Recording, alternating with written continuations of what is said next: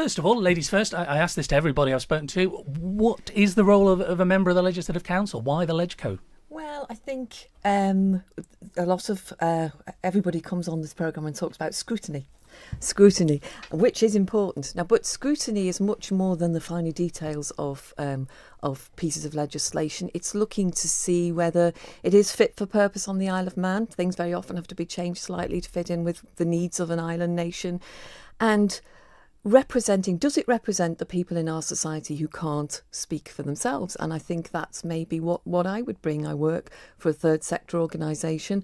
Third sector organisations are often set up to represent people who are disadvantaged in our society, and I hope that I could be the voice for those people. You talk about helping people. You wouldn't have constituents, of course, if successful. So why didn't you stand for Keys 16 months ago, for example, 18 months ago? I've done a job that I consider has been very useful. We've brought a great service to the Isle of Man, and I've been really wrapped up in that. So I think my skills, the skills that I've learned through doing the job I do now, have brought me to the point where I feel that yes, I do have something to offer. Kevin Cartledge, what's a member? What is the role of a member of the Upper House, do you think? Thank you very much. There's a lot of talk about scrutiny and what does scrutiny mean. We can all interpret it in different ways. For me, LegCo is very much about providing support, as Andrea said, support to our community, support to our MHKs. The legislation goes through, and the MHKs have an awful lot of work to do. And I would see very much the MLC role looking at any legislation, making sure it delivers what it means to deliver, but also supporting our MHKs, making sure that they are delivering what they need to deliver, what they've undertaken to deliver. And sort of just generally looking at life from a different lens, not one that's sort of particularly geared towards the MHK's work. Just asking the same question again, why not stand for Keys 18 months or so ago? Well, I was working 18 months ago, so it wasn't something that I'd factored in, but I've always had an interest in politics, and I love this island, and marrying the two together is like a dream for me.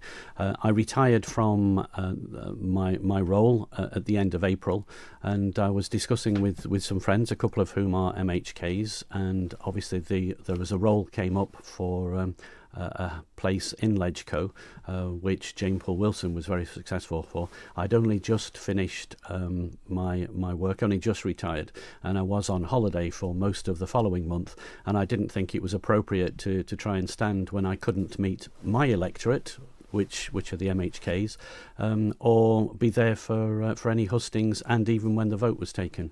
So this is the first opportunity for me. And Andrea Chambers, is the relationship between government and the third sector robust enough in your view? Is it diverse enough? I think it is robust and becoming more so, but I think that can always be improved on. I think we need to recognise more that the third sector providing sometimes vital services. I think in the past they've been considered to be add-on, pink and fluffy services, but they are essential. And, the health and well-being of our nation is essential. And also there are third sector organisations providing much more, across the board, not just health services. So we certainly work very collaboratively with government, but I think there is always the door that should open to closer collaboration. You've said you thoroughly enjoy your work. If successful next Monday, you'd need to ease out of that realistically, wouldn't you? I'd need to ease back, certainly, and I've spoken to the board about that. As chief executive, my primarily role is overseeing. There's a great team there that as long as I was on hand to provide support as and when they run the service. But could you carry on as CEO and give it the LegCo the commitment it deserves realistically? Well, I hope that I would certainly try to do that for a couple of days a week to keep my hand in the charity. If it didn't work out, then I would leave, and they know that is my intention. And likewise, you're retired. How committed would you be? Would you have the time? Oh, totally. It's something that I want to do. I would thoroughly enjoy doing, I hope. And yes, I see it very much as a full-time role for me. I want to get involved in all aspects of government, not just sitting in LegCo and scrutinising. The reason I mention it is because, and you're far from the only candidates, of course, but should candidates who plan to continue on their current roles, if successful, should they actually be, it's like a dog chasing two hares, isn't it? Should they really be taking two not insignificant salaries? I put that to you both. Well, the salary issue is an interesting one, and I'm not in a position where I am able to say that I don't need a salary. I do. I live on my own. I need to work, and I need to earn money to do so.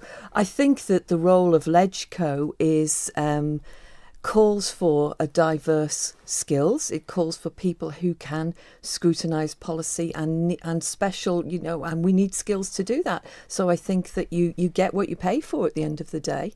And yes, I need the salary, but I think that I would bring value for money. And what about you, Mr. Cartledge? I mean, should any successful candidate carry on with another role? It's easy for me to ask you. You're retired now. It's a very difficult one, because I think we're all working in a situation where we're not fully cognizant of what the role is going to be in its entirety. And clearly at this moment there's change happening with LegCo. We've had Liz Vane and there are still discussions ongoing. I think it's important.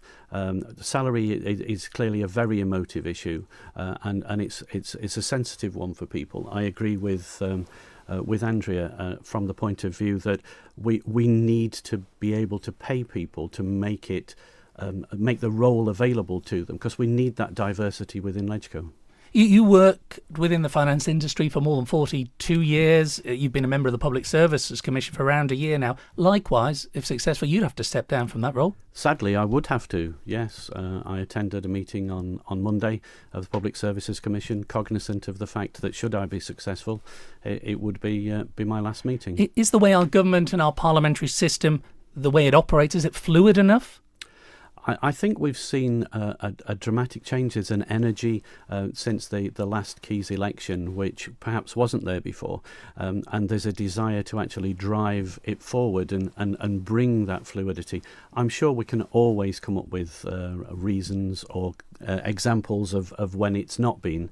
But there's certainly a desire amongst members that I've seen since I've been selling myself around them for votes that they're coming across like that. Everybody's doing that, if it's any consolation. Indeed, thank you. 30 seconds, just finally. First of all, Mr. Cartledge, why should MHKs vote for you in 5 days' time?